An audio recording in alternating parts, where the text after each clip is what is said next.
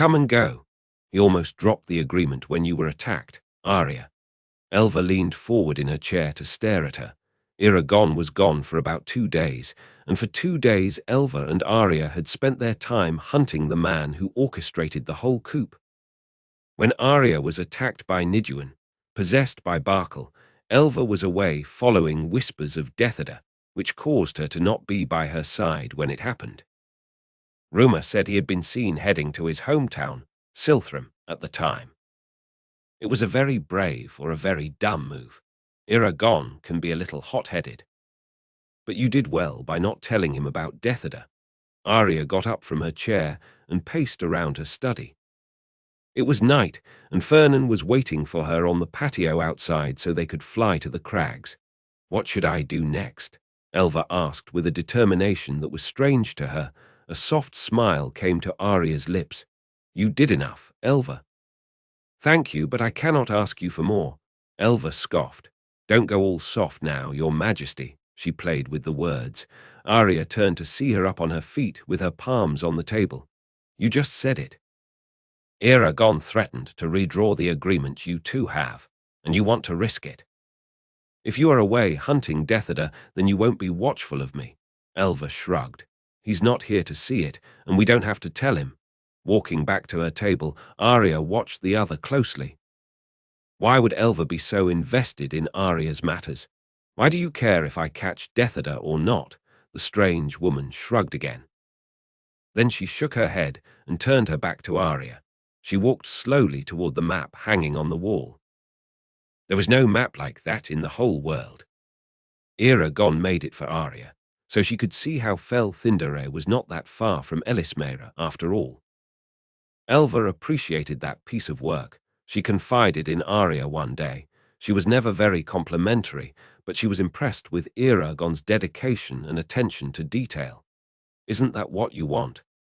What you really want, to see his head rolling to your feet?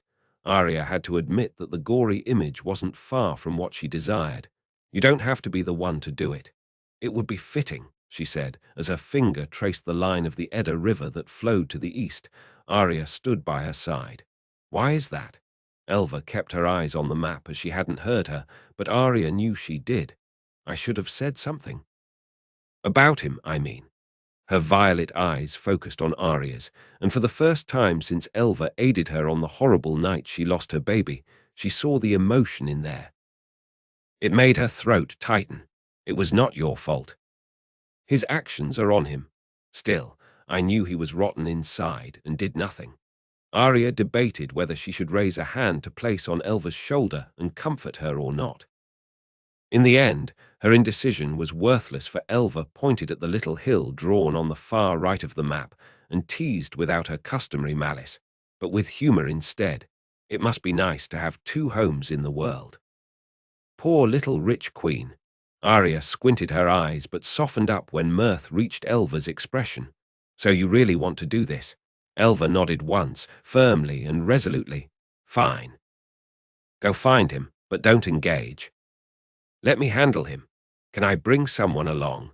Arya was surprised Elva wanted to work with someone, since she was the definition of a loner. Even better. Be careful, Elva. With a smirk, Elva made it clear that whoever crossed her path was the one in danger. Rainier climbed the steps to the top of the wall with a slowness that was atypical for an elf. Eragon already knew what that meant. Sir Urien. The elf nodded a negative and sighed. I think I was making progress, though. If he had lasted longer like Lord Ed, I might have saved him. I learned a lot from the first time, and learned even more now. What did you learn? What kind of progress? It's an experiment with true names.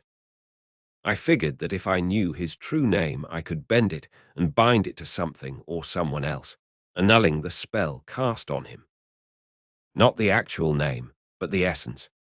It's too subjective. You would have to see it. Why didn't it work? He perished before I could even learn his true name in its entirety. The bits I learned were responding well, though. I hope you register it so we can use these findings in the future if needed. Rainier pointed at the roll of parchment attached to his belt next to Brissinger. Rainier was a true rider. the perfect combination of a scholar and a fighter. Eragon nodded and they stood on the wall, waiting for the others, mourning the passing of a great knight. When the others get here, I will ask something of you that is of extreme importance. Rainier didn't ask what, but his concerned expression let Eragon know he was ready for whatever task. The other riders and dragons arrived shortly, responding to Saphira's call. She and Vance were the last ones, after gathering them there. The dragons accommodated themselves the best way they could, hoping that wall was strong enough to hold their weight. Saphira stepped back a little to make room for her wings to stretch when she stumbled on a loose rock that went rolling down the wall. Do we really need to confer on the top of the wall? Why don't we go somewhere with more room to move? She asked him, but opened their conversation to everyone. I want this to be private, Saphira.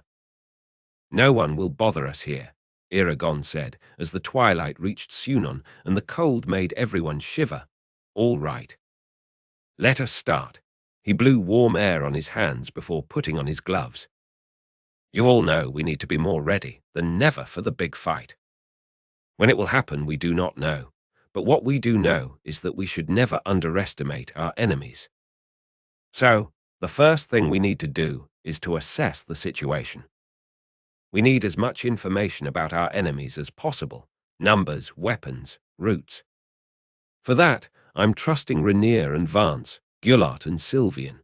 Avelina stepped forward intending to protest against his decision, but before she spoke, Eragon raised his hand to stop her. I know you would like to pair up with Rainier, Avelina, but I can't risk you encountering the Razak and be caught off guard. Elves and dwarves are naturally protected against their mental attacks. Besides, I need you here, working to shield the city with wards. Avelina bit her lower lip but nodded, understanding his motives. A glance toward Rainier made it clear she worried about his well-being. The dwarf Guillart had a perpetual grumpy face, but seemed excited to finally be doing something important. Rainier traded tense looks with him, and if they had any differences, they would have to put it aside for the moment. Avelina and Amara. You, Ranala, and Norfia will be Sunon's main protectors. You will oversee the defense in case the fight comes this way, which I believe will.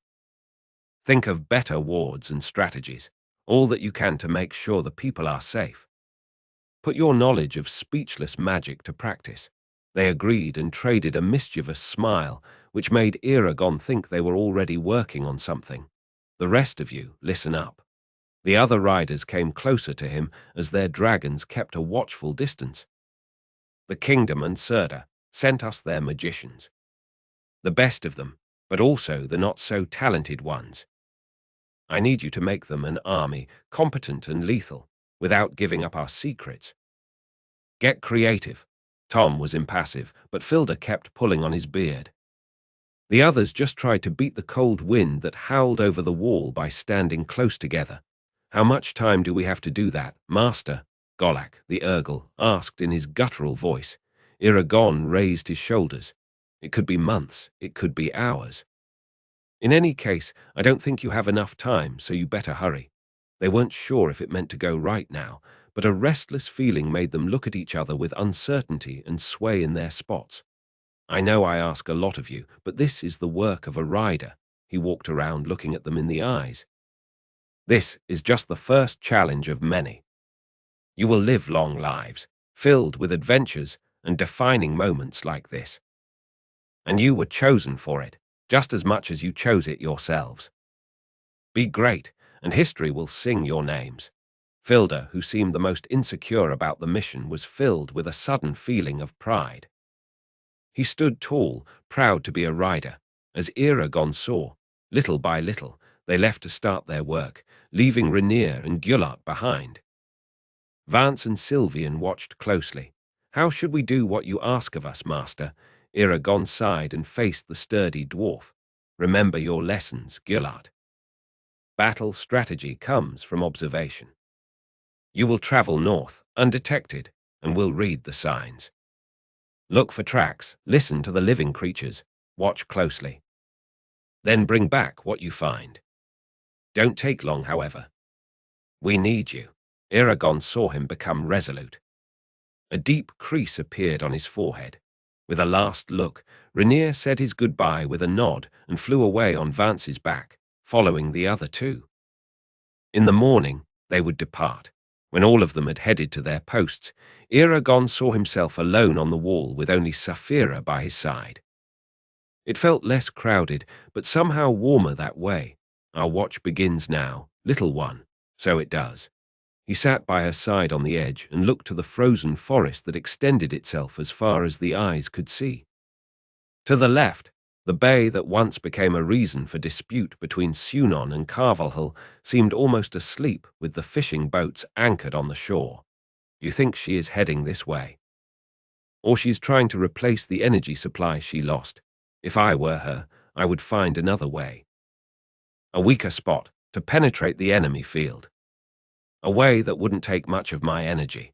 You can't possibly be considering that. Saphira read into his thoughts the option he had considered. The riders had cast a spell that would warn them when Barkle crossed the line that went from the ocean in the west, going over the spine to do Weldenvarden. She didn't know that, of course. So, if he were her, and he knew that the riders were protecting Sunon's region and the elves guarded the entire forest, he would want to go as west as he could until he had gained enough territory to make big damage. If she does that, if she takes another course, then I don't think she will need that much energy. A morbid thought crossed Saphira's mind, one that made his stomach churn. But she was right. If Barkle entered their territory far enough to reach the villages unnoticed, then it would be easy to decimate entire populations and fill her storages with their energy. Enough energy to infiltrate the kingdom and reach the capital. We need to stop her, Eragon, and the Razak. But I don't even know how many of them she has as followers. Rainier and Gullart will bring news, and we will know. I hope so. Eragon looked to his left where Saphira kept an attentive expression toward him. I thought it would feel easier as we get older and wiser. Why does it feel just as nerve-wracking as the time we defeated Galbatorix? Perhaps we have more to lose now. Saphira lowered her head to rest it on her front paws. They felt the heaviness of their burden, draining their liveliness. Losing the fight wasn't an option. They had too much to lose. Arya drummed her fingers on her desk. Elva was taking too long on her assignment. 5 days before she left to follow Deathada to gather information about him and hadn't returned yet, as they agreed she would on the 5th day. Vanya, she called to the elf that stood on the outside of her study. He had become quite protective over his queen in the light of recent events. Arya didn't mind. Not anymore, at least. Yes, your majesty, he said, getting into the room. Still no sign of Elva. He shook his head. Then remembered he was in the presence of his queen and straightened his stance. I am sorry, your majesty, but Elva hasn't returned yet. Arya's impatience made her thoughts drift away. She had organized her realm to the best of her capabilities for the moment. The new council was being chosen by the noble houses. The surviving traitors were being punished, and Alanna had the supervision of Fernan in the care of her hatchling. Still, there was something that bothered Arya more than anything. It was strong enough to cloud her sense of duty when it claimed for her to go join the other riders. Elva had to come back with favorable news. Vanya cleared his throat to let her know he was still there. Anything else? Queen Arya? Arya squinted her eyes at him. Yes, he waited for her to add her request, but she did not, still with a lost stare. And what would that be? Find Elva. She shouldn't be far. Or maybe she is in danger on the way between Silthram and Elismera. Bring her to me. Arya had that dreamy look on her face as she was imagining what she would do when he found Elva. He was polite enough to hide his questions. Vanya simply bowed and excused himself. Arya knew it wasn't his job to run errands for her, but he was loyal to the core, and saying no to her would never be an option. If he offered help, she would gladly accept it. Vanya, she called before he exited the study. Bring her to the crags of Telnia. Don't rest until you find her. Arya watched through the old hut's window as the new dragon chased a mouse out of the house and into the woods. It was early in the evening, and the air already started to feel colder. Alana rose from her chair to go after him. Leave him. He has to learn, Arya instructed. The young rider sat back down, biting her bottom lip. This feels so strange, having someone so connected to me like that. You'll grow used to it. Alana nodded. Arya talked to her, but her mind was somewhere else. Her eyes kept inspecting the trail to the house every 2 seconds as time seemed frozen. Your Majesty, do you know why Dewson went along with Elva on this trip? He left so suddenly. I wonder what could be so important. I know why Elva left. Is it a dangerous task you asked of her? Only if she gets caught, Arya said, but then realized she had worried the other. I'm sure they are all right and on their way back. Alana went to stand by Arya's side to watch the trail. Arya wasn't the only one anxiously waiting for their return anymore. It was night when hushed steps made them hurry outside to meet with the newcomers. Arya passed through Vanya and Dewson that walked ahead to go straight to Elva. As the woman removed her hood and brushed the snowflakes that fell from the trees off her shoulders, she eyed Arya with intensity. He's there, not doing much. I could only catch a glimpse or two of him. What do you mean by not doing much? He might be waiting, I think, Elva said. Waiting for what? A favorable conclusion to the Battle of Sunon, maybe. But that's only conjecture. Do you have any food? I'm starving. Alana led them all inside the hut and served the soup she had cooked. Dewson and Elva didn't waste any time and devoured their meal as fast as they could. Vanya seemed timid to sit at the dinner table with his queen, but eventually he caved and started eating too. Arya felt nauseated by the thought of her traitor being so close, so she barely touched her food. She had been feeling nauseated for a while now. Is he alone? Elva shook her head, then swallowed a big piece of bread. His house supporters are sheltering him. About 50 people. You should send your soldiers to apprehend them for a trial. Arya felt conflicted. She knew that her soldiers were up to the task, but she didn't want to delay Deathada's punishment. She wished to pass the sentence of his death as soon as possible, so the new council wouldn't have the possibility to unauthorize her on a political agenda. If she went there personally, the job would be done in no time. She walked outside so she could catch some air. Fernan was watching the little dragon as he tried to climb a pile of rocks. What do you think? She asked him. Choose to go or stay. Either way, you won't be making the wrong choice. I'm afraid I'm blinded by vengeance. You are not blinded. It is true that you seek vengeance with fervor, but when the time comes, you will be doing justice. A fitting end to a traitorous man, Arya came to sit on his front paw to pet him on the neck. Maybe you are blinded by vengeance too, she said with humor in her voice. Fernan gave her a proud look and turned his head away. I'm never blinded by anything. I see it all. His vanity made her laugh. It's settled then. Tomorrow we will lead our soldiers to find and execute Deathada and his supporters on the account of treason. The morning of the 5th day after Rhaenyra, Gilad, and their dragons had flown north to gather more information on Barkel's army, Eragon felt a slight decrease in his energy level. Someone had crossed their invisible line, and it wasn't one of the riders. Saphira jumped out from the wall and gained altitude so they could see from above, but there was nothing in sight. Sunon's territory was clear, as they already knew it would be. The signal had come from the west, as Eragon feared it would happen. The orange dragon came flying at high speed toward them, and soon Eragon felt Lorgas and his rider Tom making contact. Did you feel that, Master? Tom asked. Aye. This area is clear. It seems to have come from the west. Did we read it right? Absolutely. The spine, most likely. Lorgas led the way back to the ground, but when he landed, Tom remained mounted as he was ready for action. We can go check, Master. Just say the word and we leave now. Eragon hesitated. If his suspicion was proven right then, he would be sending his rider to face their biggest enemy alone. We should do it ourselves. Eragon. We can fight her, with Gleda's help and the gem. It didn't feel like she has much of an army with her, or we would have felt a bigger decrease in our energy levels. He agreed, but wished they had more help. He was still to face Barkle in person, but he had come victorious every time they fought at the expense of almost losing Arya or his own life. He wished she was there. "Stay here and intensify the patrol," he said to the pair of rider and dragon. "Leave this to us. Let the others know they must be ready to fight any time now." Lorgas shook his tail anxiously, and Tom pursed his lips. They didn't challenge his decision, though.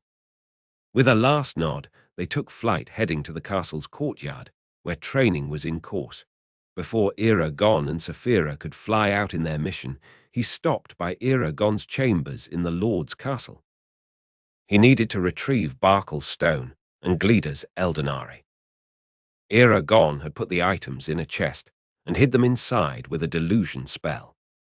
If someone came snooping inside the chest, they would see anything and think it to be empty. After grabbing the items and creating the pocket in space where Gleda would be safely hidden, he met Saphira in the courtyard. She oversaw the training of Nasuada's and Orin's magicians, a group of 30 people. "They have potential," she said as he approached her and attached his bag to her saddle. "But they aren't many, are they? They will have to be enough." Eragon nodded and jumped to the saddle. One more stop before they flew west, Angela's tent. She was outside, arguing with Maud. When the cat-like girl saw them approaching, she threw them an uninterested look and ran away, leaving Angela and Solomon behind. "We came to let you know we are leaving for the spine. We will probably find Barkle trying to make her way into a Lag Ezia through there, and you are going alone." She raised her chin to look at him on Saphira's back. "I don't think she has anyone with her. Besides, we have her gem. She doesn't need anyone, boy. Even without her energy supply, you need to acknowledge her power." Eragon acknowledged it. He even feared it to a certain point. However, being a coward in the face of danger was not an option. He thought of explaining it to Angela, but gave up when she disappeared inside her tent and came back with bread, cheese, and some pound cake she had bought earlier by an old lady in the tavern. "Take the wine as well." She added the bottle to the pile in his arms when he jumped down to take it all. He felt grateful and somehow ashamed he was defying her suggestion to stay. Thanking her, he put his new items in his bag and said his farewell.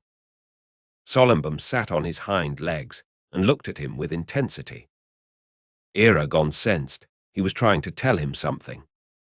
It had been a while since the werecat had last spoken to him, so it was quite uncomfortable to hear his mental voice. "Stay away from the burning men." "What?" Solomon blinked slowly, which Eragon knew from living with Cherry and Pie meant affection in cat language. Despite his friendship, the werecat refused to elaborate on his statement. "Right. I guess I will stay away from the burning men, thanks," Eragon said with humor before jumping to the saddle. He waved his hand to Angela and Solomon, but didn't get a response back. Chuckling, he thought of how odd that pair was. They took the skies to the spine, hoping to be successful in their endeavor, but knew they had only half the chances of that happening. In the castle's courtyard, Avelina watched as Nasuada's and Orin's magicians practiced the spells she taught them. They were about 30 people under her guidance, but there were more learning from Amara and Tom on the wall. Impatience took over her. She wanted Rainier back before he crossed paths with someone he shouldn't meet. Someone stronger. As it was a response to her silent prayers, Rainier and Vance, followed by Gullart and Sylvian, crossed the city limits toward them. She released a deep breath. They were all right, after all. Rainier greeted them as he jumped out of Vance's saddle and started his report right away. "I don't think they are all magicians," he traded looks with Gullart. "But they are at least 5,000 people, as we could see from above. We were careful not to be seen, but some of them did see us." They wore armor like soldiers, and instead of attacking us with magic, they called for the hooded ones. Those did attack us magically, but we were quick to get out of their range. They are approaching fast, directly to Sunon. How about Barkle? She asked. We didn't see her, Gillot spoke as he scratched his red beard. Nor did we see the Razak. Although they left a few tracks we were able to spot in the snow, they were going west across the bay. Avelina felt her stomach stir, and Runela, who flew over the courtyard, tried to soothe her discomfort. The riders suspected by the tracks to be at least two, still young, for they travelled by foot, not flying like the mature ones of their species, the Lethablaka. Their parents shouldn't be far. We need to keep our eyes out for them, Tom said. Parents. You think there's more of those creatures? Gillard asked. Murtagh found the eggshells inside Barkle's hut more than 20 years ago. The ones that left the tracks in the woods are younger, probably their offspring. Barkle must have found at least 2 eggs, so they would lay more eggs when fully mature, Amara explained. Avelina saw Gillard swallowing painfully. What should we do now? Rainier asked. Where's Master? It was a difficult decision, but if what they discovered was true, then Eragon and Saphira needed all the help they could find. The fact that Rainier, an elf, was completely immune to the Razak's influence could only make her think about sending him to help their masters. She hated that, but it made sense. Do you think it would be something Master Eragon would want? Ranella asked. I know it's something Rainier and Vance would want. Avelina informed them about Eragon and Saphira's departure to meet the intruder he thought to be Barkle in the west. Rainier's afflicted eyes made her think that even if she didn't suggest that he would meet them there, he would make that decision for himself. Her only request was that he would wait until morning to leave when he was rested and calmer. That night she held his body against hers as her mind raced, making it impossible for her to sleep. Rainier raised his head to look at her, and she thought she saw goodbye in his eyes. Avelina hoped he could see something else in hers, maybe a comeback soon, or an I will be waiting for you. Again, Arya was putting on her gloves, already mounted on Fernan's saddle. Elva was positioning herself on the back, ready for their short journey. It was when Vanya came running toward them from Arya's study. Your Majesty, wait. What is it, Vanya? The guards Arya had selected to go with her on the quest to find Deathada stood around Fernan, next to their horses. They waited for her instructions in silence and didn't even react to see Vanya's worried expression. A message from the Order. They request your immediate departure to Carverhall. They say an attack is imminent. Arya felt Fernan moving uncomfortably. He turned his head to look at her sideways as expecting an answer. Thank you, Vanya. She tipped her head to him, and to the guards she said loudly, Go now. It's a long way to Silthram, and I expect you to make it there before dawn tomorrow. As soon as the guards put their horses in motion and sprinted out of the Tealdari Hall, Arya grabbed tightly on the saddle, ready to fly. Your Majesty. Vanya walked closer to Fernan's front leg so she could face him. Yes. What should I say to? As soon as we can. Vanya bowed and left, not before throwing a last uncertain look toward her. Elva remained silent, not wanting to share an opinion on the matter. Are you sure? Fernan asked, already knowing the answer. Of course not. But as soon as we get this done, sooner we will fly to aid the Order. And are you sure we are not breaking the oath? I mean, I don't want to suffer the consequences. It would be terrible. A shiver ran through his body as he imagined being like his ancestors, devoid of the refined intelligence the dragons acquired after the bond. We are not breaking the oath, trust me. Fernan didn't feel convinced, but he jumped in the air to fly anyway. They were flying at a slow pace, so the guards wouldn't fall behind so much. That peaceful journey left her with time to reflect on the choices she had made, and it worked wonders to placate her nausea. The truth was that she tried to keep a rational line of thought when choosing her path, but sometimes things got more complicated than they should. It had been hard resisting Eragon's request to be back together, and she was willing to do that once her realm was in peace once more. and delaying her departure to Sunon had nothing to do with the uncomfortable situation between them. She would never let personal matters get in the way of her duty. Carver Hall, not Sunon. Fernan said in her mind as he listened to her dwelling. What? Vanya said they were requesting us in Carver Hall, not Sunon. That didn't make any sense. Why would she be wanted in Carver Hall, since the defense line was in Sunon? It makes no sense. That's what he said. Does it matter where? We are not going anyway. We are going, just not right now.